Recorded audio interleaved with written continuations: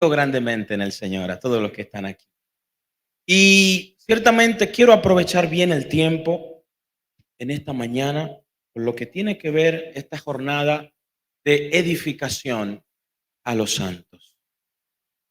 La palabra en el Nuevo Testamento es muy específica y muy categórica cuando habla acerca de cuál fue la constitución de las 5 gracias ministeriales o los 5 ministerios, las 5 funciones. Dice que Él nos perfeccionó a fin de, luego de haber sido constituidas, perfeccionar a los santos. Hoy en día tenemos maestros, tenemos profetas, tenemos evangelistas, tenemos pastores, tenemos apóstoles, pero el fin de todos en común es perfeccionar a los santos. Pero antes de yo comenzar a hablar de eso, necesito darle a conocer algo que el Señor me dio mientras yo estaba ahí sentado. Cuando yo vi a Bianca, fue que Valentina dijo Brenda. Cuando vi a Bianca, cuando Bianca estaba hablando y yo vi que se arrodilló aquí sin ningún tipo de pesar, ella no le importó que tenía un pantalón blanco, ella no se acordó que tenía unos tacos, ella solo se arrodilló allí y dijo: Padre, yo te doy gracias porque me rescataste. Automáticamente esto me remontó a algo que Dios me dijo cuando yo escudriñaba de manera detenida Efesios capítulo 1, verso 4. Mire que dice la Biblia en el verso 4. Dice que desde antes de crear el mundo Dios nos eligió por medio de Cristo para que fuéramos solo de Él y viviéramos sin pecado. ¿Usted sabe qué es esto? Esto habla de vivir bajo el entendimiento del poder adquisitivo de Dios. ¿Qué es el poder adquisitivo de Dios? El poder adquisitivo habla de qué Dios utilizó para adquirirte a ti. Diga conmigo: utilizó a Cristo. Cristo fue la grúa que remolcó tu carro estrellado. Alguien debe entender lo que estoy diciendo. Cristo fue lo que te empujó cuando ya no podías más. Alguien debe decir amén. Cristo representó la cura en medio de la crisis de tu enfermedad. Poder adquisitivo de Dios. Dice que viendo lo que estaba aconteciendo, se propuso de uno que vendría y moriría sin haber pecado para que tú y yo fuésemos hechos justicia de Dios delante de Él. Y cuando hablamos del poder adquisitivo de Dios, esto me insta cada día a enfocarme en celebrar que Él me encontró y no simplemente en que tengo que buscarlo. Ojo, no estoy diciendo que está mal que busquemos a Dios, no está mal, pero a veces nos enfocamos más en buscarlo y no celebramos que Él nos encontró. No estoy diciendo que está mal buscarlo. El problema es que en el buscarlo caemos en activismo y nos enfocamos en hacer tanto para Dios que olvidamos lo tanto que Él hizo por nosotros. Dile a alguien: poder adquisitivo. Dios te encontró. Y usted verá a Bianca hincada ahí con sus manos hacia arriba. Es la actitud de celebración de que cuando nadie me vio, Él pensó en mí. De que cuando nadie me hablaba, Él se sentía atraído por mí. Porque Dios sabe el valor que tiene porque Él te hizo. Lo más probable, usted sabe cómo usted utilizar este micrófono, pero usted quizá no sabe tanto como el que lo creó. Lo más probable, usted compra un micrófono y ahora es de su pertenencia porque usted lo compró con dinero, pero usted se lo da a uno de sus hijos. Usted lo compró, es su hijo. ¿Qué tiene de malo? Le di el micrófono, pero su hijo se va a jugar a la piscina y mete el micrófono allí. Perdimos unos $200 de micrófono. El niño no sabía el costo del micrófono. Quizás no sabía la utilidad. Pero cuando el que creó el micrófono ve esto, se pone las manos en la cabeza y no le importa cuánto usted pagó. Él solo piensa en que este no era el diseño por el cual él diseñó esto. Esto pasa con Dios y contigo, aleluya. Dios, cuando te ve con la actitud de que ahora yo entiendo que a mí Él me adquirió, de que a mí Él me compró por medio de Cristo, Él dice, ahora Él responde a mí. Ahora aquel que no tenía sentido de vida ahora tiene un sentido de pertenencia y se debe a quien lo recuperó. Gloria al Señor. Y yo me quebrantaba ahí sentado y hasta se me salió una lengua. No sé quién me oyó ahí. Porque yo decía, Dios mío, yo entender que Él me recuperó para mí es suficiente.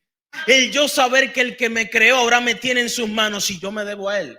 Dice la Biblia que por todos murió, para que los que viven ya no vivan para sí, sino para aquel que murió y resucitó. Entonces tiene que ver con que el precio de su muerte fue para que ahora los que estamos respirando nos debamos a Él. Para que los que estamos de pie digamos, yo estoy de pie para mi Señor y no para un sistema que me acusa. Oh Dios. El sistema tiene un fin y es demostrar lo que tú no puedes hacer. Pero Dios tiene un fin, es decirte que ahora tú todo lo puedes en Él. Entonces tiene que ver con que aunque el sistema esté ahí, este sistema es irredento. Dios no va a eliminar el sistema por tu causa. No, no. Él no lo va a hacer. Él le dijo a los discípulos, no te pido que los quites. No los quites. Yo quiero que tú los guardes. Yo quiero que tú los preserves ahí. Y vamos al original, nos damos cuenta que ahí dice que tú los contengas en ti. Que ellos en medio de este sistema irredento, que ya no va a ser redimible, pero sí tú puedes rescatar a quienes están ahí, traerlos a donde te trajeron a ti. Es por medio de que tú estás contenido en Él. Cuando la Biblia dice de modo que alguno está en, la palabra en significa dentro de. De modo que alguno está dentro de. Usted entiende que ahora todo es nuevo, no porque usted lo hizo nuevo, oh Dios mío, sino porque Él lo hizo todo nuevo, aleluya. Por eso cuando Dios te saca de un muy mal momento, a Dios no le interesa hacer una mejor historia, Él hace una nueva historia.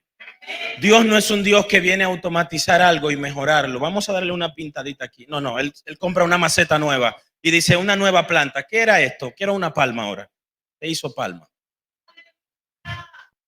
¿Alguien está aquí? Mire, y todo esto que le estoy diciendo no tiene que ver nada con lo que voy a hablar esta mañana, pero déjeme continuar. Porque el hecho de yo poder ver este acto alegró mi corazón. ¿Acaso nos detenemos a celebrar que Él nos encontró? ¿Acaso nosotros hacemos memoria de que Él fue latigado por nuestra causa? ¿Qué tanto celebramos que ciertamente Él resucitó? No es que esperemos el domingo de resurrección para decir que Él está vivo y tenemos un repertorio de que Él está vivo, de que la muerte venciste. O sea, todo eso sí lo hiciste, pero no es el domingo de resurrección. Es que yo viva la vida del entendimiento de que Él está vivo y se materializa ahora en mí. La vida de un resucitado es aquel que lo sacaron de su pasada manera de vivir. Porque Él los dio vida cuando vosotros estabais. Oh, wow. Mire, le voy a decir algo. Ahora mismo hacer ya no es un problema, porque lo más difícil ya fue hecho. Te lo puedo demostrar. ¿Sabes qué fue lo más difícil? Que Cristo viniera y muriera. Es lo más difícil porque otro Cristo no vendrá a morir. Ya lo más difícil fue hecho. Ahora, hay cosas que son un poco también difíciles, pero no más difíciles que esa, que es, por ejemplo, obedecer.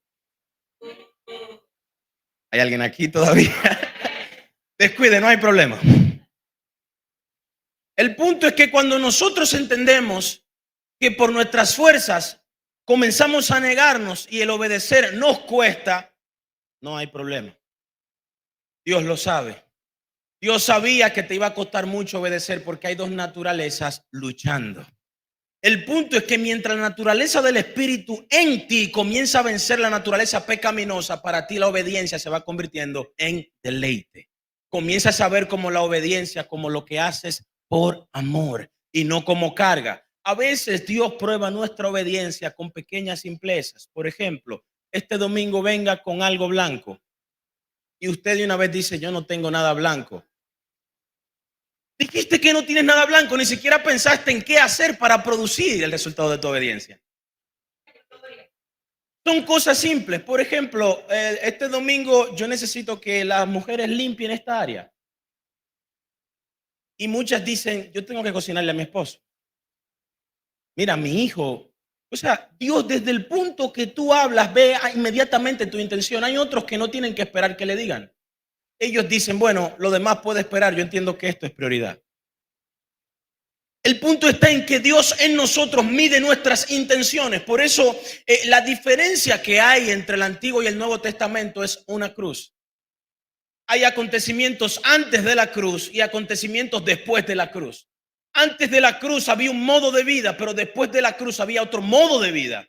Y este modo de vida que está después de la cruz tiene que ver con un modo de intención y gracia. En este tiempo, Dios ha sido el mismo en los dos pactos. Lo único que en el antiguo pacto se daba a conocer por sombra, tipos y figuras, pero en este nuevo pacto Él nos habla cara descubierta. Dice la Biblia que habiendo hablado de diversas formas y de diversas maneras, en este tiempo nos ha hablado a través de su Hijo. O sea, ya su Hijo está en nosotros. Mire el Hijo corporativo aquí. Aquí está el Hijo corporativo, la congregación de los santos. ¿Cuántos dicen amén? El punto es que ahora Dios es un Dios intencional y Él mide tus intenciones. Hay veces que tú no has dicho una palabra, pero dentro de ti ya transcurrió la intención. Ese aleluya fue muy genuino, me gustó. Entonces, retomando en todo esto, nos damos cuenta que Dios tiene una intención clara contigo y conmigo, y esta intención se desplaza sobre la plataforma del amor. El punto es que tenemos a veces buenas intenciones, pero no están cargadas de amor. A veces usted le da al que le pide, pero usted no le dio con amor. Y todo lo que hagáis sea. Entonces, hay una versión que me encanta que dice que todos nuestros hechos, si Él está en nosotros, que sean con amor. El punto es que no, las buenas intenciones no son suficientes. Es que estén en la base correcta. Las buenas intenciones no son suficientes, es que estén en la plataforma correcta. Y esto es lo que cuesta. ¿Sabes por qué cuesta? Porque estar desde la plataforma del amor nos llevará a negarnos, nos llevará a darnos por otro, nos llevará a sentir lo que el otro siente en un momento determinado. En pocas palabras, te lleva a ponerte en el lugar de otro. A veces le damos un consejo a alguien por dárselo, pero quizás no sentimos lo que él está sintiendo. Alguien te llama, mira, tengo una situación, necesito contarte algo, y tú lo escuchas, y bueno, tú le das 2 textos bíblicos, le dices, hazlo de esta manera, hazlo de aquello, pero tú no sentiste lo que él estaba sintiendo. Buenas intenciones sí habían, plataforma cero. Por eso Dios es un Dios muy específico con los que nos pide, amándonos unos a otros con amor fraternal. Este amor también desarrolla esta misma plataforma en la cual Él nos instruyó. Y para no salirme tanto de esa línea, retomando con lo que era el poder adquisitivo, que le estaba hablando algunas pinceladas de eso, a causa de este hermoso testimonio, y Dios me trajo eso tan presente, y yo quiero que usted entienda algo. El poder, muchísimas gracias, yo dejé el mío en el carro, gracias. Inmediatamente yo entiendo que Él me encontró. Esto es lo más difícil que tiene el hombre. Porque cuando el hombre se basa en su propia opinión, él no reconoce que dependió de alguien más, sino que todo fue por sus propias fuerzas. Entonces, cuando yo entiendo que Él me encontró, yo estoy rindiendo mi voluntad ante alguien más que hizo lo que yo no podía hacer. El orgullo que tiene mucha gente a veces se erradica en su autosuficiencia, en su autonomía, lo voy a decir, porque últimamente también tenemos personas enseñando, tenemos que ser autónomos, pero a veces esa famosa autonomía te lleva a ser independiente de aquel que lo puede todo y aquel que lo ha hecho todo. Te lleva a ser independiente de aquel que sostiene el mundo en sus manos. Usted y yo todavía no podemos sostener un mundo del tamaño de esto aquí. Entonces, el ego, mediante la propia opinión y el pensamiento sato individual, nos lleva a separarnos de Él. Y aquí inicia nuestro gran problema. Mire, hay un escritor muy famoso que él dijo algo. Él habló acerca del ciclo del fracaso. ¿Usted quiere saber el ciclo del fracaso? El ciclo del fracaso consiste en que ya creo que lo sé todo. Ya, solo eso. Ese es nuestro problema. Creemos que lo sabemos todo. Nuestro problema ha sido que hemos creído que ya lo sabemos todo. Iglesia, el Nuevo Testamento, yo me sé unos 7 libros de memoria, yo me sé los evangelios, yo las cartas las manejo bien, tengo buen contexto. El problema ha sido que hemos creído que lo sabemos todo. Ahora te voy a explicar algo. Cuando tú crees que ya lo sabes todo, no estás dispuesto a recibir una verdad nueva. El punto está en que dice la Biblia que la revelación fue dada a nosotros y a nuestros hijos, mas las cosas secretas pertenecen a Dios. La revelación es progresiva. Un solo no puede tener toda la revelación. Por eso, ¿por qué Dios hizo que la revelación fuese progresiva? Para que yo necesitara escucharte a ti. Para que cuando Dios hable a través de la medida de gracia que puso en ti, yo entienda y diga, ahí está hablando Abba. Ahí está hablando mi Padre. Ahí está hablando aquel que me habla también en las noches. La medida de gracia que Él puso en ti también te hace partícipe de edificar a los santos. Pero los que están bajo el ciclo del fracaso entienden que Dios solo habla de una manera. Y esto choca con las escrituras. ¿Cuál es esa manera? A través de Moa, a través de mí, a través de yo, a través de este personaje, a través de aquí. Y nada de allá. Dile a alguien ahí, ciclo del fracaso.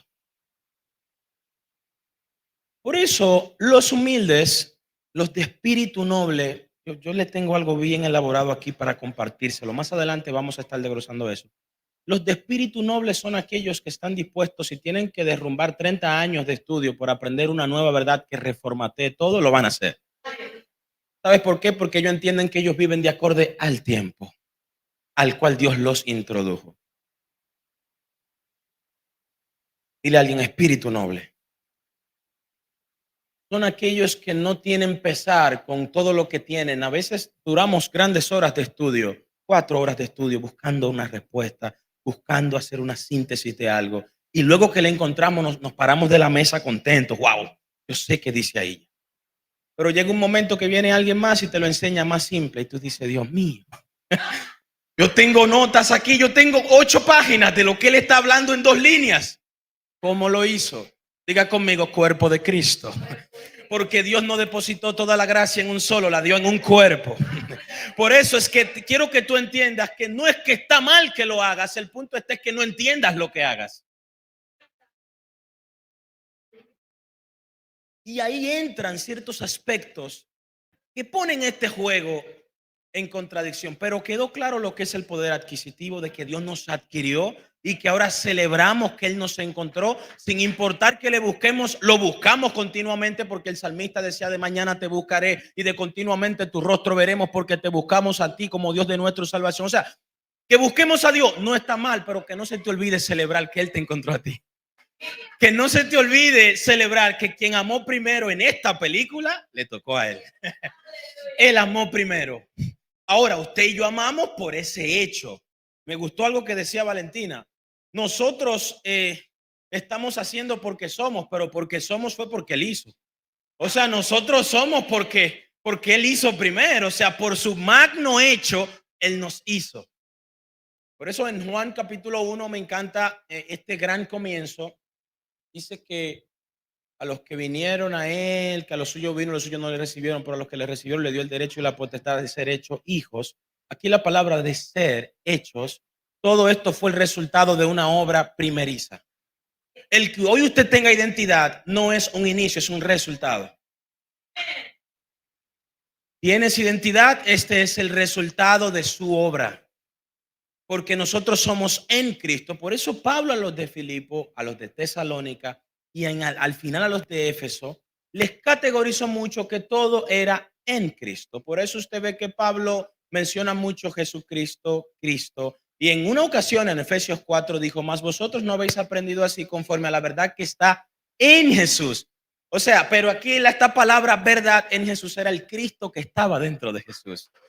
aquí enumerando esto de que Jesús era lo que estaba físicamente aquí, pero lo que estaba dentro era el Cristo. Por eso usted ve que en Mateo 16 él dijo, oh, verdaderamente no te lo reveló ni carne ni sangre, pero ¿cuál fue la respuesta de Pedro? Dijo, tú eres el Cristo. Él no le dijo, tú eres Jesús. O sea, Jesús era la envoltura que contenía al Cristo. Por eso alguien tiene que entender aquí de que nosotros hoy estamos viendo a cara descubierta, no simplemente a un Jesús que se nos presenta, sino al Cristo que está dentro. Alguien puede decir amén, aleluya. Le dijo a Pedro, y sobre esta iglesia edificaré. Aquellos que reconocieron, no simplemente aquellos que dijeron, mira, tú eres un profeta. No, mira, tú, muchos dicen que tú eres fulanito, manín, tú eres fulano, tú eres. Le dijo, pero tú eres el Cristo. Pregunta, ¿acaso Pedro no sabía que él se llamaba Jesús?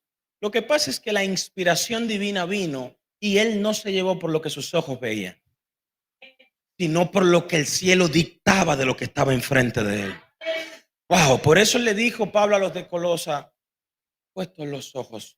Perdón, esto fue a los hebreos. A él dijo a los de Colosa, poned la mira en las cosas de arriba, porque en el cielo está lo que se dicta en la tierra. Y creo que ya quedó claro lo del poder adquisitivo. Yo, en esta mañana, en el poco tiempo que me queda, yo quiero hablar con el tema entendido en los tiempos. Es un tema, no le vengo a hablar de escatología, no le vengo a hablar que viene otro COVID-19, no le vengo nada de eso. Quiero hablarle acerca de lo que es ser entendido en el tiempo. ¿Qué es ser entendido en el tiempo? Ahora sí, como típico evangélico, si la pastora Kenny estuviera aquí, estuviera haciéndome bullying, me dice, dilo como dicen los evangélicos, dile al que está a tu lado, entendidos en los tiempos. Típicamente a veces en nuestros mensajes, cuando decimos el tema, le decimos a nuestro vecino, dígale el tema, a ver, por lo menos para que se vaya con el tema. Pero sé que en esta mañana seremos enriquecidos con el favor de su gracia para esta jornada de edificación.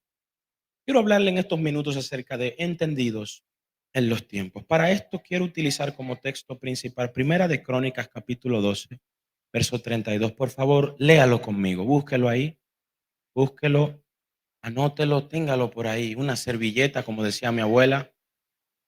Antes en las congregaciones algunos de nuestros abuelos anotaban en servilletas y luego usted veía servilleta en la casa, usted limpiándose en la mesa con 2 de Corintios 9. Bueno, a usted no le pasó, a mí me pasó bastante. Mi abuela a veces hacía notas en servilletas, una servilleta y esto es Apocalipsis 3:20, ¿qué? Pero vaya, Primera de Crónicas, capítulo 12, verso 32. ¿Todos lo tienen? Me interesa que todos podamos leer esto para poder, con el favor de Dios, aportarle un granito más a la edificación de su cuerpo. Dice la palabra de Dios de la siguiente manera. De los hijos de Isaacar, 200 principales entendidos en los tiempos y que sabían lo que Israel debía hacer, cuyo dicho seguían todos sus hermanos. Voy a repetirlo.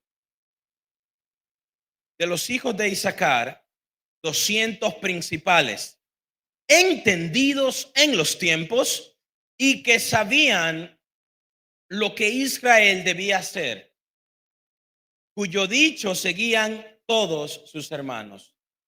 El Señor añada bendición a su palabra. Mire esto, estas palabras están benditas. Y me encanta algo que veo aquí en este versículo 32. Si lo leemos en la versión Nueva Traducción Viviente, dice, todos estos hombres entendían las señales de los tiempos. Si lo leemos en otra versión, dice, todos estos hombres ya sabían todos los tiempos. Mire qué pasa.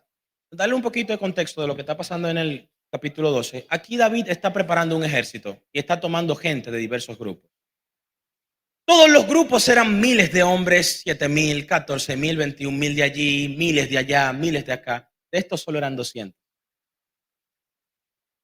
Cuando vimos que esta cantidad era muy reducida, ¿sabes por qué eran muy pocos? Por quienes ellos eran. Los entendidos nunca serán un montón de personas, serán un pequeño grupo de personas. Porque los entendidos no son los que tienen el populismo demócrata de aprobar todo a la ligera, sino de recibir, examinar, escudriñar y comprobar. Entendidos en los tiempos. Me llama la atención que dice la Biblia que estos sabían lo que Israel debía hacer. ¿Usted sabe cómo era Israel? ¿Alguien sabe cómo era Israel? Un pueblo de dura, era un pueblo un poquito, pero era el pueblo de Dios. Amén. ¿Alguien decía algo? Ah, ok, perfecto. El punto es que por el simple hecho de saber cómo era Israel y que estos sabían lo que Israel debía hacer, esto es mucho. Esto está hablando de personas altamente equipadas y preparadas. Lástima, no eran miles, solo eran 200. El tema es que quizás yo no conozco a muchos Isaacar. ¿Usted conoce a alguien que se llama Isaacar? Oh, ¿usted conoce a uno? ¿Y como cuántas personas vemos aquí? Unas 50 personas. Una que conozca a un Isaacar. Aquí usted ve el reflejo de que no son muchos. A tal punto que estos nombres no son comunes. Nadie como que cuando está a punto de tener un bebé, ay, yo quiero que mi hijo se llame Isaacar. Bueno, ya usted piensa en la escolaridad, ¿qué le dirán a mi hijo? Ya usted piensa en muchas cosas, en ciertos patrones.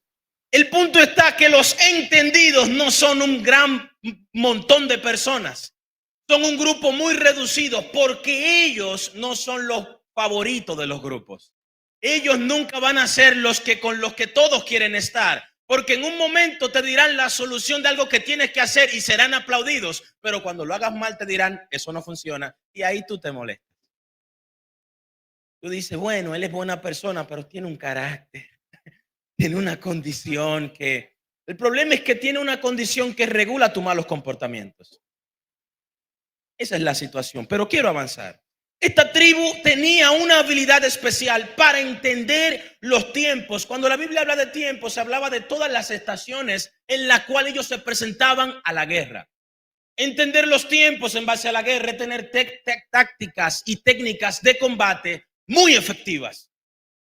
No es lo mismo aparecernos a un grupo de personas a pelear sin un plan que ir con un plan. Usted va con menos susto. ¿Sabe por qué? Porque ya usted sabe cómo va a operar. Eso pasaba con Isaacar, ellos se entendían. Y lo que me llama la atención, que al ellos entender cómo eran los tiempos, podían discernir. El discernimiento es para los entendidos. El discernimiento es exclusivo para los entendidos. Los que entienden su palabra desarrollan la capacidad de discernir. Usted lo puede anotar. Los entendidos hacen pleno ejercicio del discernimiento. Porque ellos no viven a la ligera, como a los que arrebata el viento, como un tamo que arrebata el viento. No, ellos en los tiempos que viven disciernen su operación, porque saben que su estadía aquí en la tierra es por propósito. Los hijos de Dios no podemos vivir como los que no tienen esperanza. Los hijos de Dios tenemos que entender que tenemos esperanza. Los hijos de Dios tenemos que entender que vivimos con propósito. Nosotros no vivimos de manera vana, porque el sacrificio de Cristo nos introdujo nuevamente al plan que el pecado nos sacó. Cuando usted peca, Dios no tiene problema contigo, Él tiene problema con lo que hiciste. ¿Sabes por qué Él tiene problema con lo que hiciste? Porque lo que hiciste es lo que te separa de Él. En el principio, Adán, lo que lo separó fue el pecado. Entonces Dios no quería maldecir a Adán. Él lo que estaba molesto con el pecado que los separó. Dios estaba indignado con una obra perfecta que Adán se excluyó por medio del pecado. Pero bueno, el punto es que los de Isaacar tenían esta habilidad de poder leer las señales del tiempo y ellos sabían cómo actuar. El punto está en que todo lo que tú entiendes es para que beneficie tu actuar. Voy a repetirlo. Todo lo que usted tiene la capacidad de poder entender es para que beneficie en usted su actuar.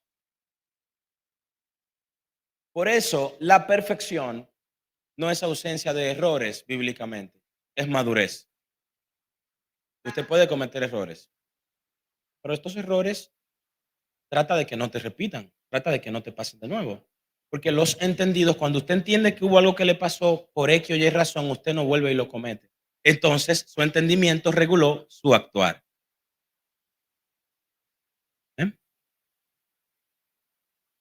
El entendimiento regula nuestro actuar. Es bueno que alguien se lleve eso, por lo menos esto esta mañana. Lo voy a repetir. El entendimiento regula mi actuar. Cuando yo entiendo, ya yo, por ejemplo, sé lo que Dios aborrece. Cuando yo entiendo, ya yo sé lo que Dios ama.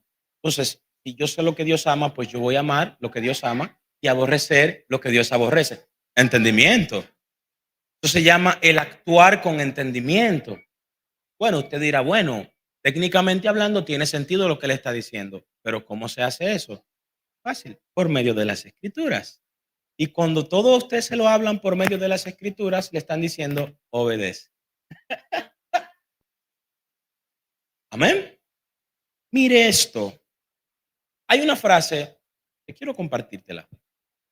Si la receta está mal, no importa el chef que la cocine. Voy a repetirla. Si la receta está mal, no importa el chef que la cocine.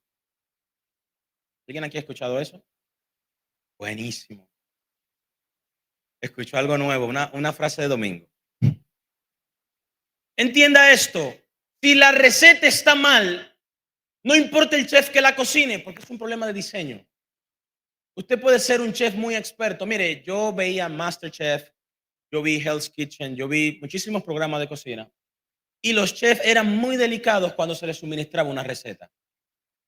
Porque a una alta cocina donde hay capitanes, donde hay chefs que son 2 estrellas Michelin, que tienen una alta experiencia, cuando ellos ven una receta, ellos dicen, esto es un diseño perfecto. No es la cantidad que tú quieras, porque hay una receta. La receta que nosotros nos hemos inventado en nuestra mente es el problema. Por eso, para un chef, una receta no es como usted y yo que entramos a Google. ¿Cómo hacer orange chicken? ¿Cómo hacer unos tamales con no sé qué adentro? Ellos no hacen esas cosas porque saben el precio que tiene una receta. El problema ha sido que nosotros como chef hemos cambiado la receta. Ya vamos a hablar estoy hablando de fenómenos naturales. Vamos a hablar de la palabra. Hemos cambiado su diseño. Hemos cambiado su perfecto plan a nuestro plan, porque no ni siquiera es perfecto el nuestro que adoptamos. Este ha sido un problema grave en este tiempo que los de Isaacar no cometieron.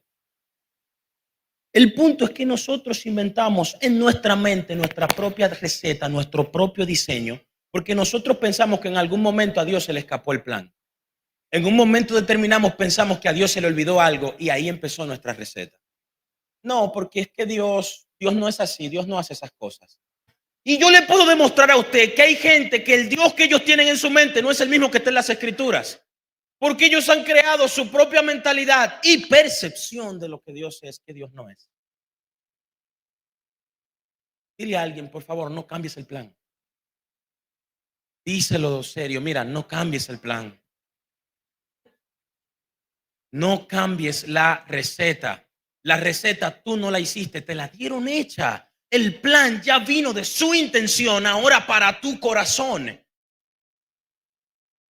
El problema que hemos tenido, que nos ha hecho ser unos tercos, es que a nosotros hemos graduado nuestro propio plan y ahora desarrollamos a un Dios en nuestra mente, que es un Dios diferente al que está aquí. Ahora entendemos que Dios es de una manera y no de la manera que Él ciertamente es.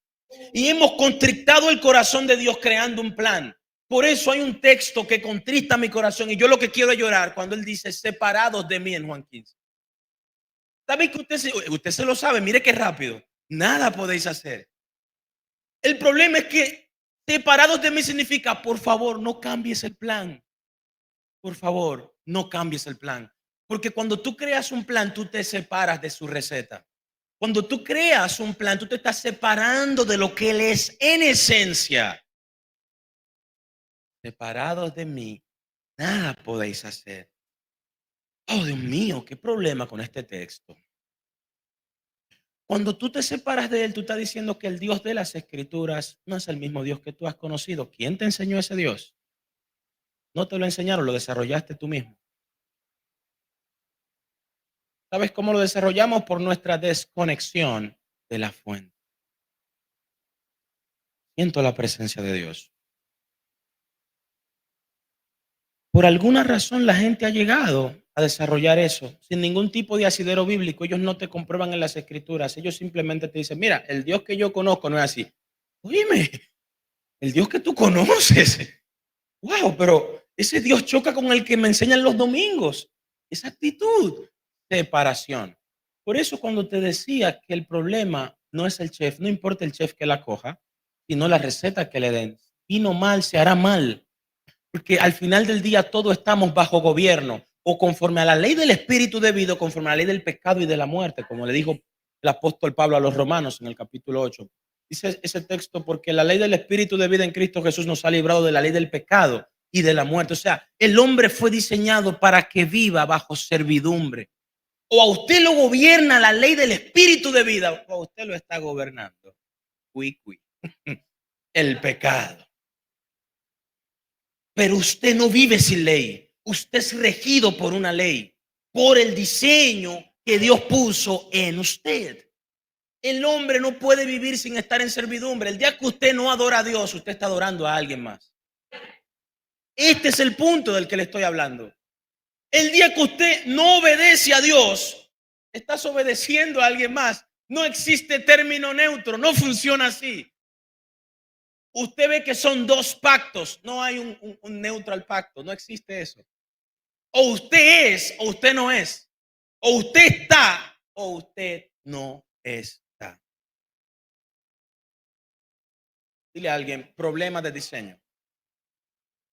Los entendidos en los tiempos, lo que más ellos preservan es el diseño. Ellos preservan el diseño que Dios le confió. Lo cuidan, lo atesoran porque se rigen por él. Mire, a veces en nuestras áreas laborales nosotros esperamos dicciones, esperamos que nos dicten normas para hacer. Todo el que tiene personal a su cargo sabe que tiene que hacer una planificación de lo que se va a desarrollar en un X periodo de tiempo. Y usted dice, bueno, vamos a hacer esto en este tiempo, hacemos esto, otros crean diagramas, diseñan otras herramientas. El punto es que se planifican para llegar a un cometido y es cumplir la planificación. Dios tuvo un diseño que también Él lo propuso en su corazón para contigo. Y parte de ese diseño es que tú hubieses recibido a Cristo, lo recibiste, lo creíste, ahora tú lo estás desarrollando. Porque hay varias etapas. Mire esto, una vez nosotros aceptamos al Señor, recibimos a Cristo. Luego que recibimos, comenzamos a creer o a desarrollar lo que creímos. Luego que nosotros creemos lo que recibimos, lo próximo es que lo compartimos.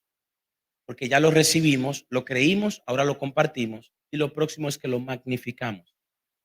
Primero nosotros recibimos a Cristo, creemos en Cristo, compartimos a Cristo y luego magnificamos a Cristo. Planificación, esto es un diseño. ¿Es de lo que le estoy hablando? Pero todo esto toma tiempo y a veces se prolonga aún más cuando creamos nuestro propio diseño que ni sabemos de qué está constituido. Hay gente que desarrolla ideas en su mente divorciadas de Dios que cuando usted las escucha dice, pero ¿qué es eso? ¿Pero cómo es posible? ¿Y cómo esto puede pasar en la mente de alguien? O sea, y usted lo ve con una naturalidad y propiedad, usted dice, pero Dios mío, usted se, usted se queda como que, Dios mío, entonces arrastran a otros. Y más adelante le voy a hablar de estas doctrinas de error. Entonces, mire esto, el tú desarrollar un plan que no es el de él te lleva a separarte de él. Y ahí yo compacto este punto. Mire, quiero hablarle de una palabra que es la impronta. ¿Alguien sabe qué es improntar? Me encanta, Valentina, porque así me ayuda con ejemplos didácticos. Improntar, dile a alguien improntación. Cuando hablamos de impronta, impronta hay múltiples definiciones. A nivel psicológico hay muchísimas definiciones buenísimas que podemos utilizar. Yo elaboré una luego de leer unas 4 o 5 definiciones que ajustaban a este sentir, pero que no está desviado de lo que significa. La improntación es lo primero que se te instala en tu mente. Dígame. Sí, porque a veces usted ve grandes definiciones y usted puede desarrollar una, usted dice, bueno, esto es un win, gané algo. Lo primero que se instala en tu mente y produce una influencia que asciende. Por ejemplo, puede ser el primer paradigma, puede ser la primera creencia. Esto puede ser en cualquier área, no simplemente religiosa. La primera enseñanza que yo cuando era niño, por ejemplo, le pondré un ejemplo de impronta. Cuando yo era pequeño, mi mamá me decía, mira, Misa, cuando tú estés en la calle, no salude a quien tú no conoces. Yo, perfecto, está bien. Y ciertamente cada vez que yo salía a la calle como que me llegaba ese ping y yo veía a alguien, yo no conozco a este, dame la otra acera. Y como que es como que había un control remoto que me manejaba. Mira, si tú vas a casa ajena, no pidas nada hasta que te lo den. Y cuando íbamos a casa ajena, ping, como que están hablando de comida y tú te quedas como que improntación. ¿Qué pasa con la improntación? La improntación también se maneja con la neuroasociación. Por ejemplo, hay olores que cuando usted lo huele te recuerdan a alguien. Hablo de olores de comida. Yo cuando huelo un pollo bien sazonado, ya usted dice, mi mamá cocinaba así. No piense que es una colonia que le recuerda a una novia. No es eso, no, no. Pero ese es el punto, la neuroasociación. Hay lugares que cuando usted pasa por ahí, usted se acuerda, wow, Dios mío, cuando yo era niño venía tanto por aquí. Mire, ahorita cuando yo vi a Valentina y ella me presentó, yo me acordé del monte y se lo dije. Porque mi sistema lo asoció con verla nuevamente. Y ella decir, wow, cómo ha pasado el tiempo. Y como que.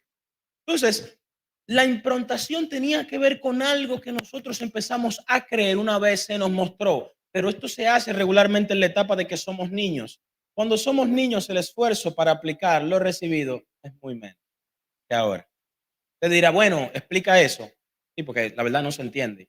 El punto es que cuando usted es niño, usted le enseñan algo que usted no tiene ningún otro enfoque que obedecer lo que le está diciendo aquel que te da la comida, aquel que te tiende la cama, aquel que te lava la ropa y aquel que te pega la correa.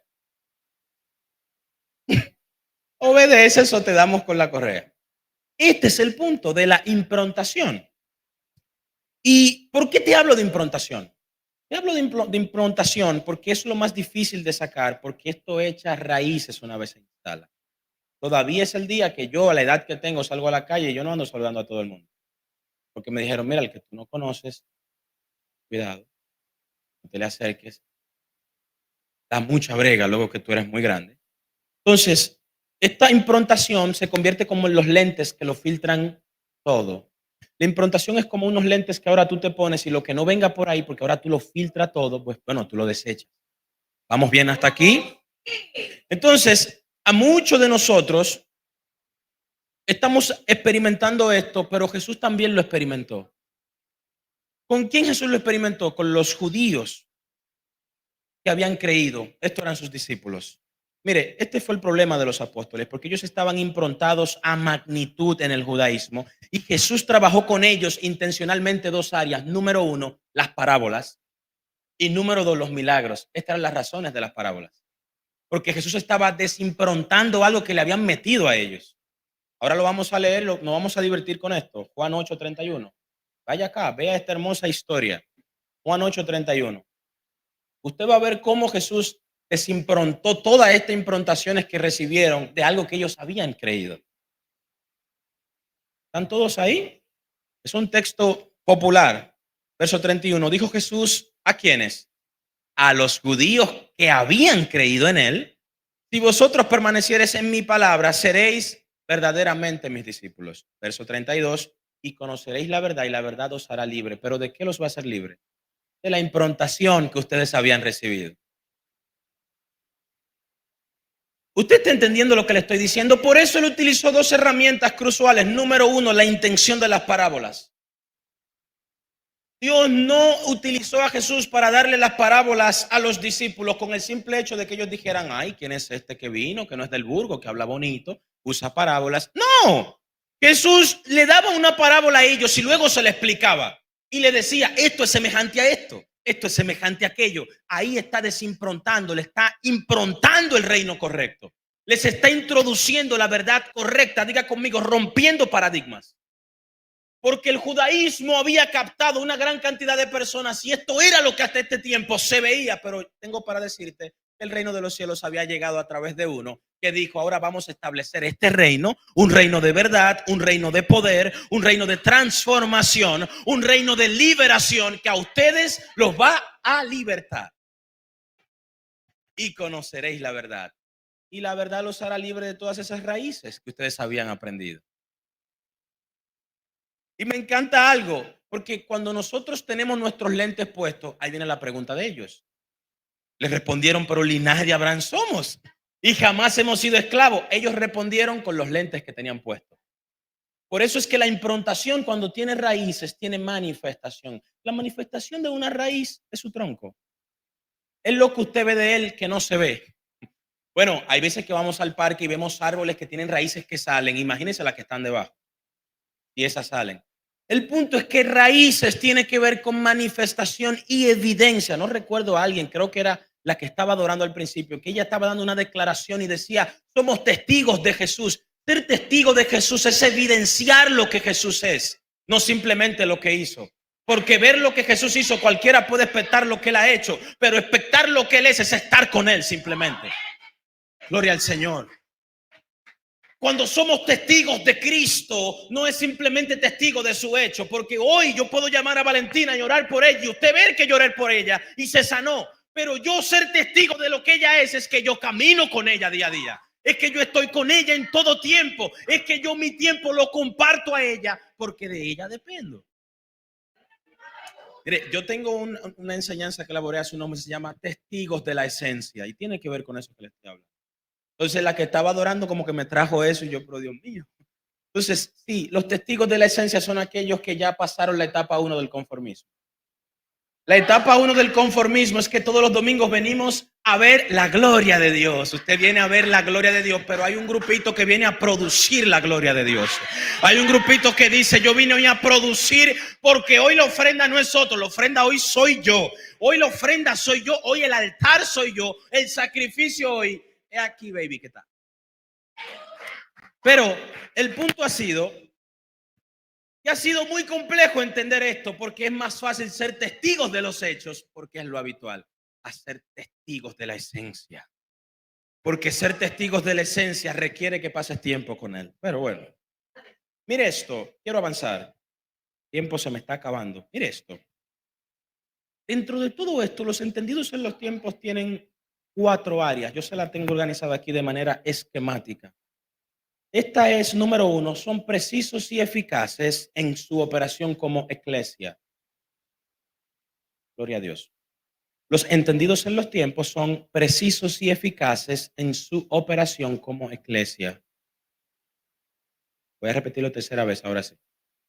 Los entendidos, sí, claro que sí, yo quiero que lo anoten. Esto es como un dictado. Los entendidos en los tiempos son precisos y eficaces en su operación como iglesia. Mire, para ser precisos y eficaces, para tener una alta efectividad, primero tenemos que saber quiénes somos para operar en eso que decimos que somos. Iglesia. Este término de iglesia, sé que muchos de ustedes lo conocen, pero anteriormente iglesia era un grupo de personas que tenía Roma. Este grupo de personas que tenía Roma era un equipo élite. Como dicen los argentinos, eran unos capos en arte, eran unas personas puros cerebritos. Estos eran los más politólogos que manejaban los idiomas, manejaban todas las esferas sociales. La iglesia era la esfera top que tenía Roma. ¿Qué pasa? Roma, cuando habían ciudades que no podía entrarle con espada, mandaba a la iglesia. La iglesia salía fuera de Roma. Y cuando salía fuera de Roma, ellos se introducían en las ciudades. Te contactaban a ti, a ti, a ti. ¿Qué ustedes son? Tú eres médico, tú eres ingeniero. Mira, yo conozco estos códigos de programación, resuelve tantos problemas, esto podemos utilizarlo, le sacamos este provecho. Wow, sí, yo necesitaba algo como esto. Es gratis, te puedo ayudar, ven. A los médicos, miren, vamos a desarrollar algunos antídotos, algunas vacunas, vamos a trabajar en esto. Claro, ¿a usted le gustan las artes? Yo le puedo enseñar a pintar. La iglesia era un equipo élite y ellos compenetraban hasta romanizar el área. Entonces ellos te enseñaban como Roma enseñaba.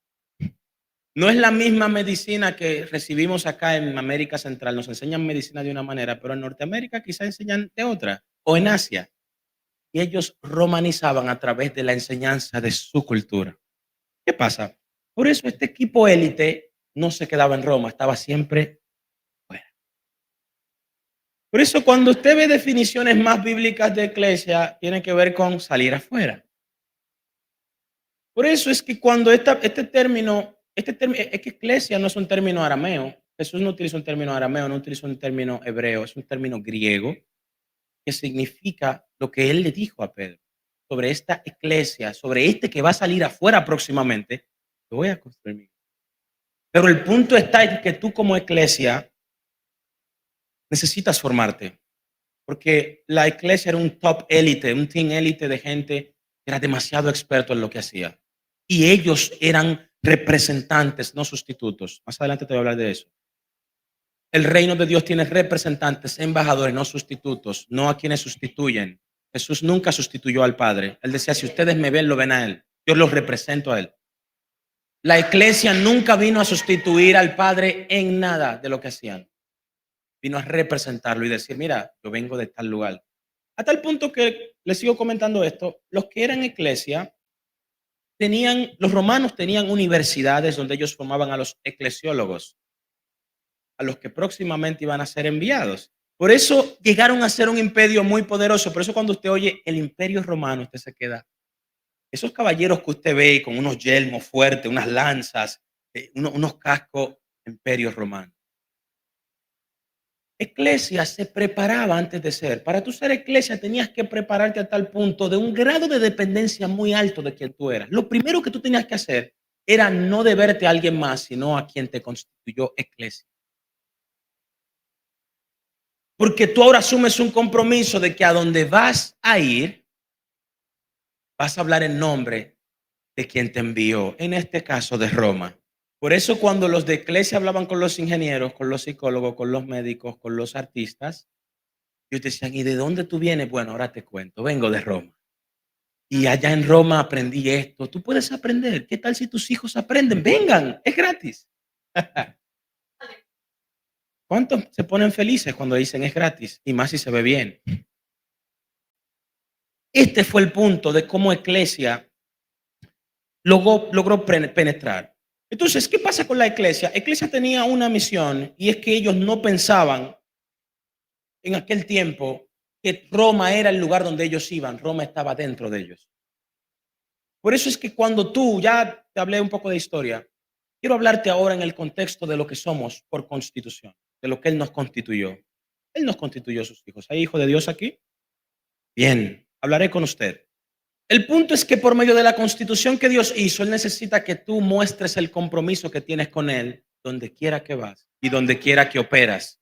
Por eso la operación efectiva de los hijos de Dios se mide, ellos sabiendo primero a quién se deben y a quién representan. Voy a repetirlo. La operación efectiva de los hijos de Dios tiene que ver con a quién ellos se deben y a quién ellos representan. Aquí están las dos vertientes que te hablé de operación y de efectividad. Tú operas de manera efectiva cuando sabes a quién te debes y a quién representas. Por eso en un momento determinado Pablo le dijo a un grupo, no venga yo a ser heraldo y vaya a ser eliminado. ¿Quién eran los heraldos?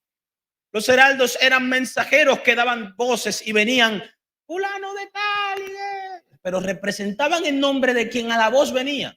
Un heraldo de Roma era aquel que venía, el rey de Roma dice que... Cuando Pablo dijo, no vaya que yo sea heraldo, es que yo venga a ustedes y le predique todos los domingos, pero mi vida en el secreto es un asco. Y que en el momento de la hora cero yo quede falto.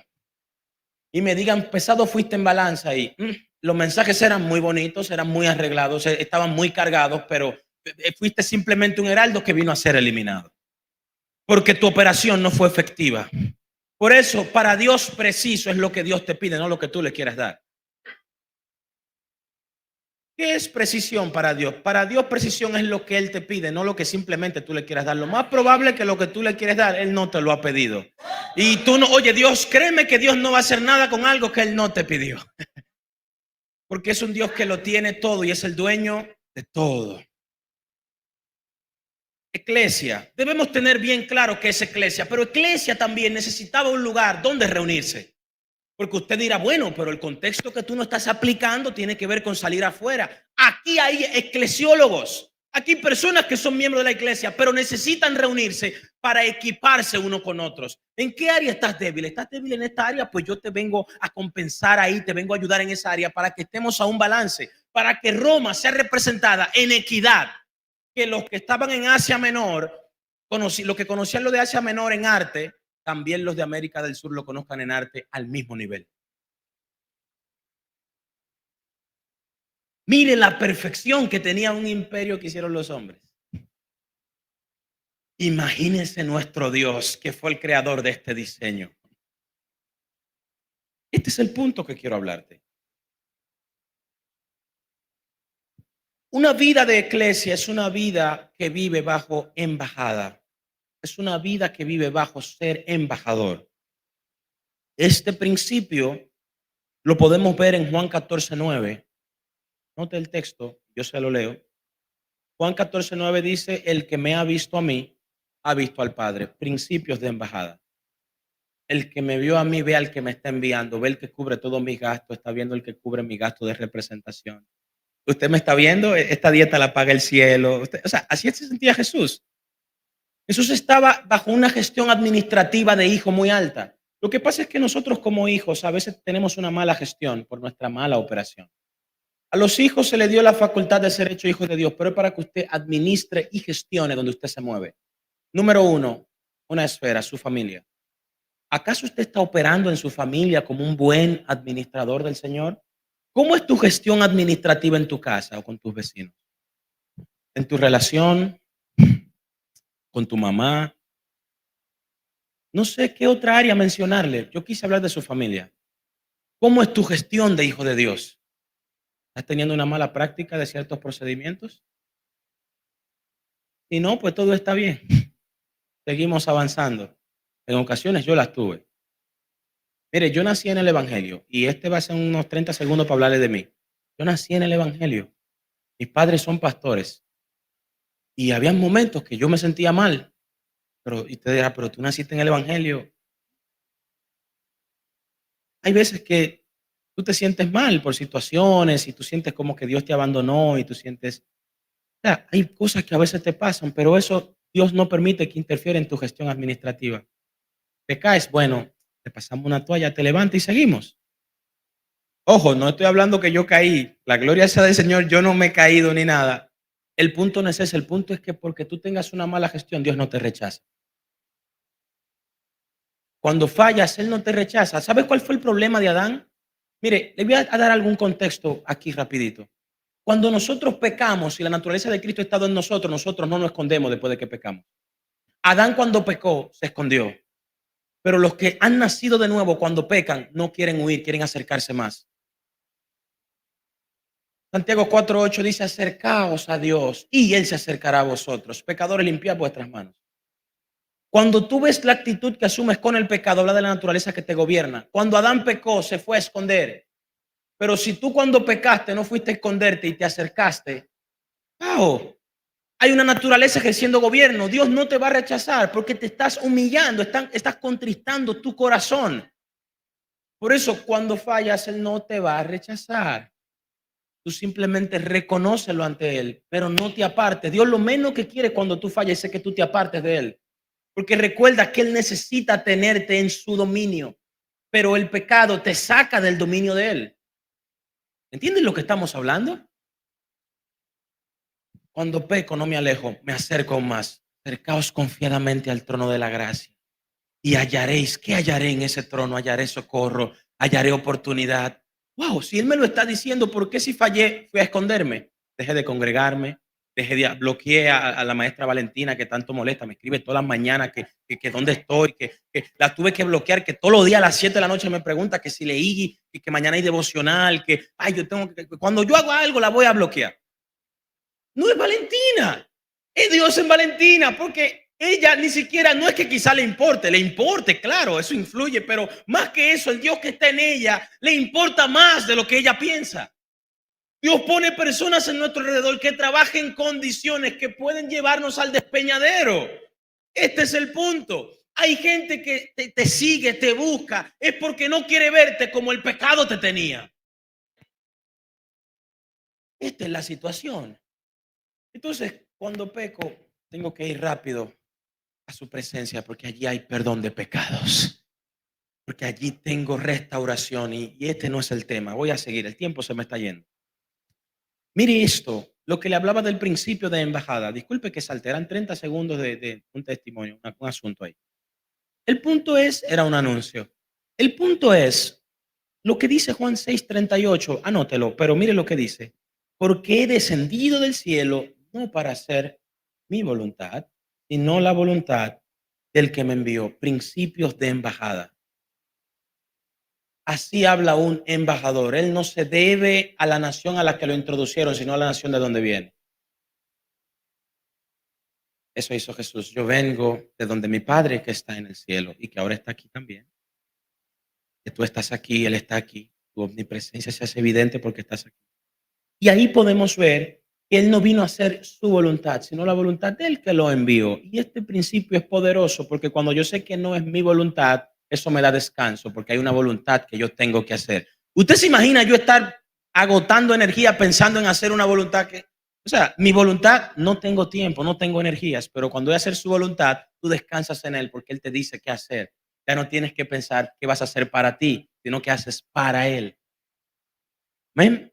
Entonces, ¿qué pasa? La iglesia tiene el derecho y el llamado de congregarse. Hebreos 10:24. Es un texto que a mí me encanta. Mire qué dice Hebreos 10:24. Y considerémonos unos a otros para estimularnos al amor y a las buenas obras. Voy a repetirlo. Considerémonos unos a otros para estimularnos al amor y a las buenas obras, pero esto se hace de manera colectiva. Por eso es que en un grupo como este hay muchos que tienen la capacidad de amar más que otros.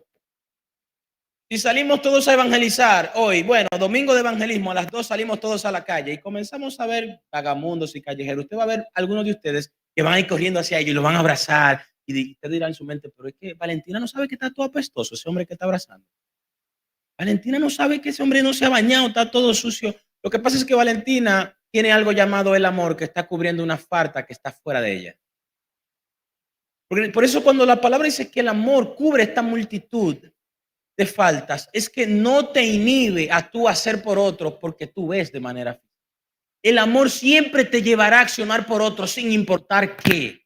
Por eso amar lo que Dios ama es ir a lugares de necesidad donde a muchos de nosotros no nos gusta estar. A veces usted está en una red social y usted ve imágenes desgarradoras de una tragedia o de naciones, o usted dice, Dios mío, ¿y qué es esto? Hay gente que ama esos lugares.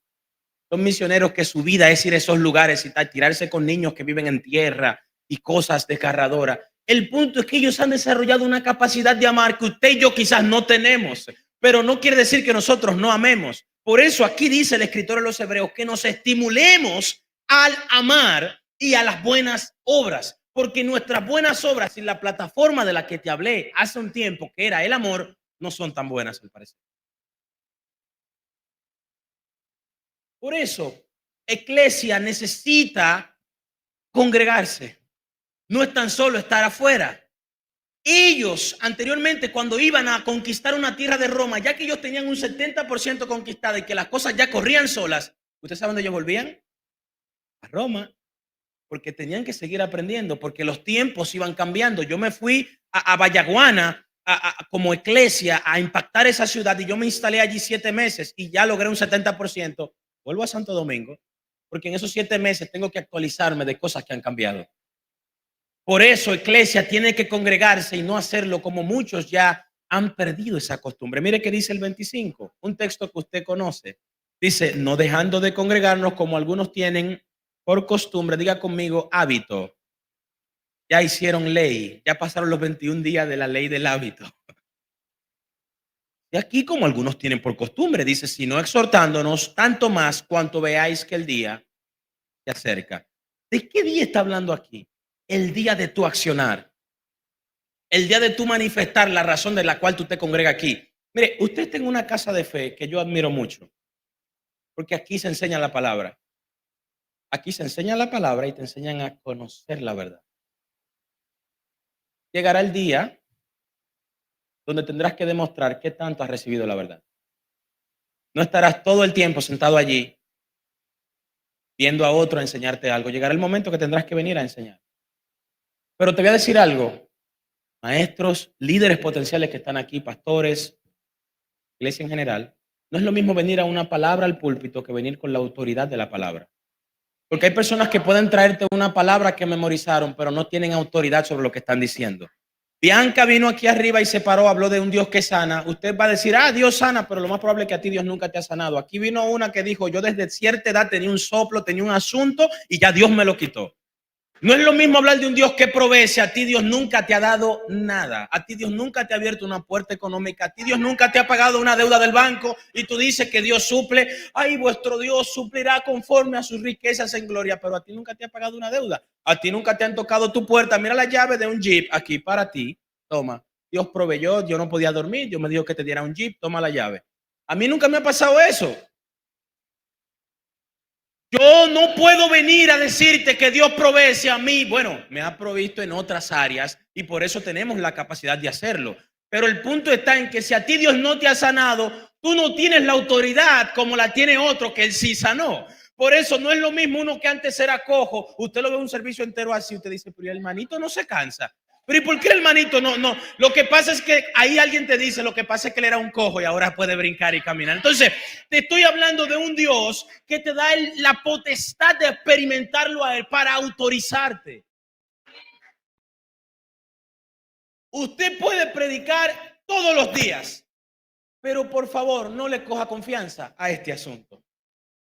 Hay personas que ya han perdido el sustito de venir aquí arriba y hablar en nombre de Dios. ¿Sabe por qué? Porque ya son capaces de hablar sus propias palabras. Son capaces de decir lo que ellos quieren decir y no lo que el cielo habló.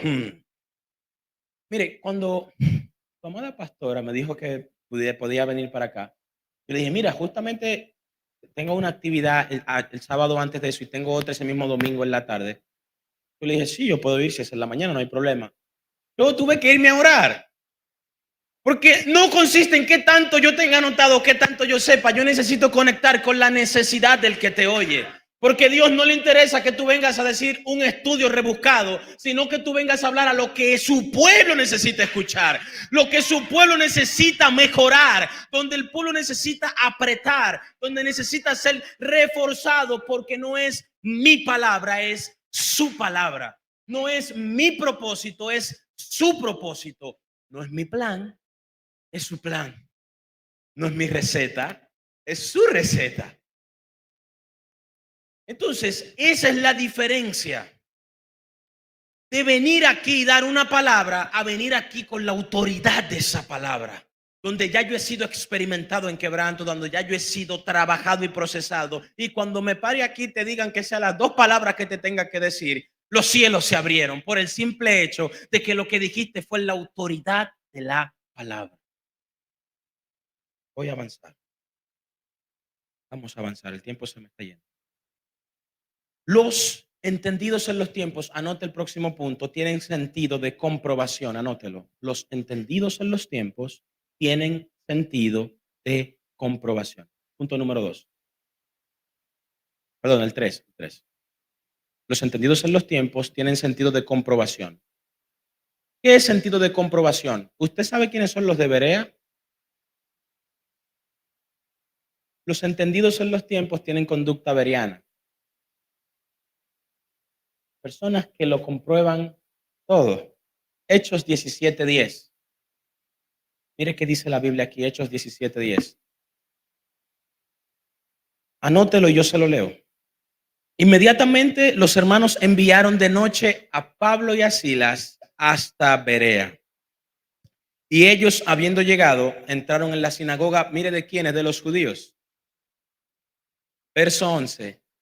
Y estos eran más nobles que los que estaban en Tesalónica. Lo más probable es que el que escribió esta historia hizo una comparación. Mire, yo tengo una cierta situación con las comparaciones porque ciertamente las comparaciones suelen ser injustas porque tú comparas un área fuerte con otra débil. A veces todo el que hace una comparación está comparando la debilidad de alguien con la fortaleza de alguien más. Nunca hacen una comparación con dos cosas que tienen similitud, agrado, porque dirán, pues es lo mismo y llegan a conclusión. Entonces, la comparación tiene cierta intención de comparar lo malo que tienes con lo bueno que alguien más pueda tener. El punto es que el escritor aquí dijo que estos eran más nobles que los de Tesalónica. No es que los de Tesalónica no le cayeran bien. El punto es que aquí la nobleza tiene que ver con el espíritu superior. Y fue de lo que te hablé al principio, que dije, más adelante te detallo la nobleza. Dice el verso 11, para terminar de leerlo, estos eran más nobles que los que estaban en Tesalónica, pues recibieron la palabra con toda solicitud, nobleza.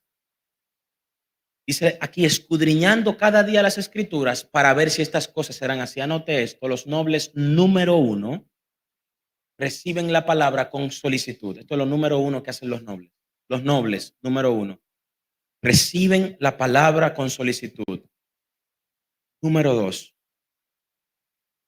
el número uno es que ellos reciben la palabra con toda solicitud. Número dos, escudriñan cada día, no un momento, cada día las escrituras. Es el número dos, escudriñan cada día las escrituras. Y número tres, comprueban para ver si estas cosas son así. Número tres, comprueban para ver si estas cosas son así. Si usted tiene una de tres, usted está encaminado. Malo es que usted no tenga ninguna. No hay problema. Esto se llama conducta veriana. Ahí están los 3 puntos. Lo puedes recopilar en el verso 11. Hechos 17:11. Por cuestiones de tiempo no vamos a seguir profundizando más. Pero ahí usted puede conglomerar lo que le estoy diciendo. La conducta veriana consiste en estas 3 partes. El punto está que los entendidos en los tiempos hacen esto. Tienen conducta veriana. El tema es que si profundizamos más, si usted lee en el original, se da cuenta que estos de la sinagoga judía eran judíos que habían creído en lo que Pablo y Silas les estaban enseñando. Y ellos escudriñaban las escrituras para ver si lo que ellos hacían era así y efectivamente fue así. Porque yo puedo venir aquí y darte un tremendo mensaje, una palabra, pero cuando tú sospeches las escrituras con mi vida, porque quizá lo que yo te estoy diciendo es muy bíblico, tú dirás, bueno, tiene muy apoyo bíblico, pero usted ahora tiene que medir la Biblia con mi vida. Veamos cómo él es con su esposa. Vamos a ver. ¿Cómo es él en su familia? La Biblia manda esto, veamos. Ay, no, tan incoherencia. Ay, wow. Vamos a seguir midiendo. La Biblia dice que el espiritual lo juzga todo, mas él no puede ser juzgado. La palabra juzgar ahí en ese texto no es señalar, es hacer separación. Por ejemplo, imagínense que esto es vino. Esto es vino, por ejemplo. Esto es Gatorade. Pero el ejemplo es que yo quiero que sea vino. Y yo sé que el pastor Pedro no toma vino y él me dice, Misael, dame un vaso de agua y yo le llevo esto. ¿Tú lo tomas, Pedro? Pedro me dice, no, porque yo te pedí agua. Ahí Pedro juzgó, porque hizo la separación del vino y del agua. Juzgar en el contexto del metrón de Dios es establecer separación entre una cosa y otra. Por eso el espiritual hace separaciones entre una cosa y otra. No tengo todo el tiempo para explicarte eso que está en Corintios, pero quiero que lo entiendas. Los de Berea tienen la capacidad de hacer separación porque ellos aprueban lo que la Escritura aprueba. Ellos no aprueban lo que la Escritura no aprueba. Esta es la separación de la conducta veriana. Yo quisiera tener más tiempo en este punto, pero no lo tengo. Para tener mejor contexto, en la versión NTV, Nueva Traducción Viviente, el verso 11 dice, los de Berea tenían mentalidad abierta, y en la palabra de Dios para todos dice, los de Berea eran más receptivos. O sea, en 3 versiones este versículo cambió para un mejor contexto. En una eran más receptivos, en otra tenían mentalidad abierta, y en el 1960 te está diciendo que eran nobles. O sea, te está hablando de gente que a pesar de que venían del judaísmo, tenían un grado de percividad porque la palabra los había transformado.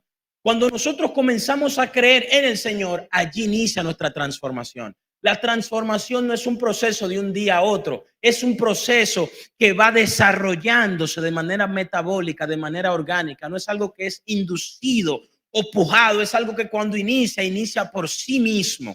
Por eso estos judíos estaban en la etapa de transformación y ya ellos podían discernir entre si las cosas eran así o no eran así. Los entendidos en los tiempos son aquellos que están en el proceso de transformación. No son un producto acabado, pero están más lejos de donde empezaron. Yo estoy aquí equipando hoy a la congregación de los santos para que entiendan que su llamado al perfeccionamiento ministerial es que tú seas preparado por medio de escudriñar las escrituras día a día, por medio de que tú seas capaz de ser receptivo a la palabra, que mensajes como estos, que son bastante largos, un mensaje de domingo de 5 horas, usted logre la capacidad de absorber todo lo que usted pueda, porque Dios cumple con darte una palabra y en el día malo te pasa factura. Porque lo que usted está oyendo ahora le hace, número uno, responsable de lo que usted oyó. Yo tengo una enseñanza que se llama responsabilidad liberal, que tiene que ver con que todo el que viene aquí arriba viene a dos cosas. Número uno, a engañarte, o número dos, a hacerte responsable de algo que ahora sabes.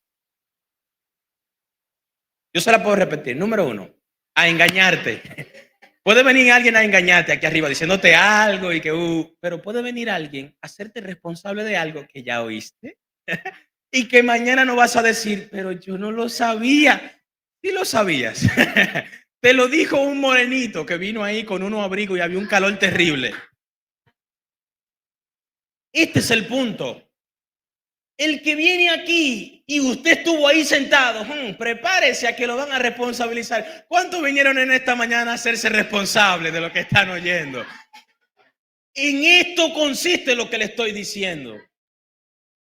Por eso los de Berea no tenían problema con hacerse responsables. Ellos decían, bienvenidos sean, aquí están las escrituras. Veamos. Por eso los de Berea no corrían el riesgo de ser arrastrados por cualquier doctrina de error. Lamentablemente hoy en día estamos viviendo tiempos muy trágicos, muy trágicos. Mire, esta mañana yo posteé algo en mi historia. Fue algo, amado, óigame, mire que yo posteé esta mañana. Uno de los errores más trágicos del tiempo que nos ha tocado vivir es que solemos dedicar el mayor tiempo a las cosas que producen menos resultados. Esto es un error trágico del tiempo. Estamos dedicando el mayor tiempo a cosas que producen los menores resultados. Cristo en nosotros no puede ser medido como un resultado porque Él es el resultado. Por eso cuando inviertes tu tiempo en Cristo, lo inviertes en el resultado de que todo está cambiando. Mire, yo estoy aquí de pie por su misericordia. Y para mí es un privilegio yo venir a hablarle de Cristo a usted. Porque quizás el pecado tenía otro plan para mí. Yo perdido por ahí, no se sabe haciendo, yo ni me lo imagino, no tengo una imaginación de cómo sería, no la tengo. Pero el grado es que la realidad mía que hace la patente de su verdad es que yo estoy aquí y estoy enseñando su verdad. Y esto te alienta a fe a que tú estás en el mismo camino. De que por medio de su obra, que fue el resultado de su hecho, hoy en día tú puedes hablar su verdad. Hoy en día Él te confía gente y te dice, mira, pastoreame este grupo. Él no esperaba que tú hubieses ido a un seminario pastoral, 5 años estudiando a ser pastor. No, lo más probable te dijo, tú tienes el corazón y vamos a desarrollar la acción de la intención de Dios en ti, que es un corazón pastoral. El hecho de que tú no maltratas al que a ti viene, el que a ti viene tú no lo echas fuera, el que a ti viene tú tienes la intención de trabajar con él y ya Dios te está deslumbrando como lo que eres. Dios te confió gente. ¿Ya? Tan simple como eso. Avanzamos. Los de Berea tenían esta actitud de que ellos cada día escudriñaban. Quiero avanzar. Aquí la palabra comprobación tiene un principio y es que la alta exigencia de la comprobación se hace desde la nobleza. El que te va a comprobar a lo que dice las escrituras, que no sea por contienda.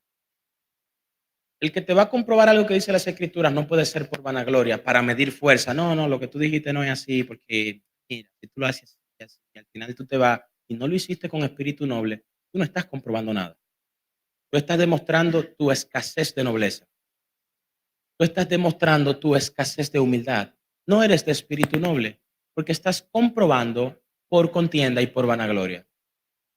Ya tienes tu recompensa. ¿Qué tú querías? Que viéramos que tú sabes de algo. Pues ya lo vimos, ya tienes tu recompensa. Pero en el reino eso no se traduce a nada. Porque la nobleza es la llave que te da acceso a la retribución de una buena obra. Lo voy a repetir. La nobleza te da el acceso, es la llave a la retribución de una buena obra. Amén. Por eso es importante en nuestros días tener esta conducta beriana, porque hay muchas enseñanzas falsas que se prestan como verdades bíblicas, pero la verdad es que no lo son. ¿Cómo usted sabe si esta verdad no es una verdad bíblica si usted no tiene las escrituras? ¿Cómo usted sabe cuando es algo que Dios no aprueba si usted no conoce al Dios que lo aprueba todo? ¿Cómo usted sabe si a Dios le gusta si usted no sabe el menú de Dios? Usted no conoce el paladar del Padre. Usted no sabe el sabor del helado del Padre, porque usted cuando Él quiere ir a comer helado, usted le dice que usted no tiene tiempo. La comprobación va vinculada a la nobleza que obedece.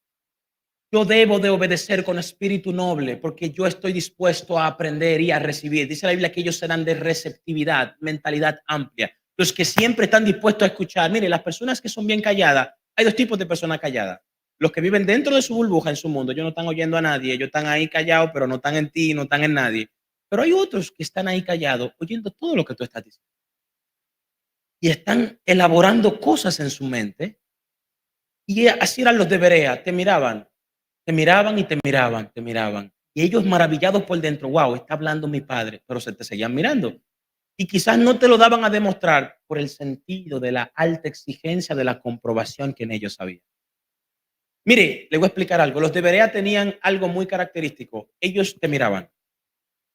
Tú comenzabas a hablar algo y ellos te filtraban por lo menos en 2 o 3 áreas. Puntos. Cuando te pasaban por esos filtros, tú estás clean, ya ellos se gozaban contigo. Pero si tú venías y demostrabas algo que era en falsedad de las escrituras, te entruñaban.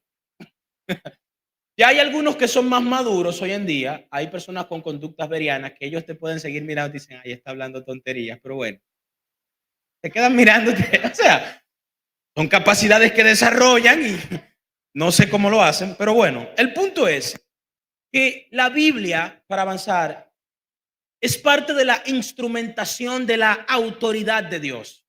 Uno de los instrumentos de autoridad de Dios se llama la Biblia, la palabra de Dios. La Biblia es parte de la instrumentación de la autoridad de Dios. Porque todo lo que tiene que ver con el trono de Dios tiene una base y se llama su palabra. Dice la Biblia que por su palabra fue hecho el universo, dice, y así dijo Dios y esto, y así fue hecho. Lo que pasa es que la palabra de Dios, cuando Dios habla, Dios no describe, Dios crea.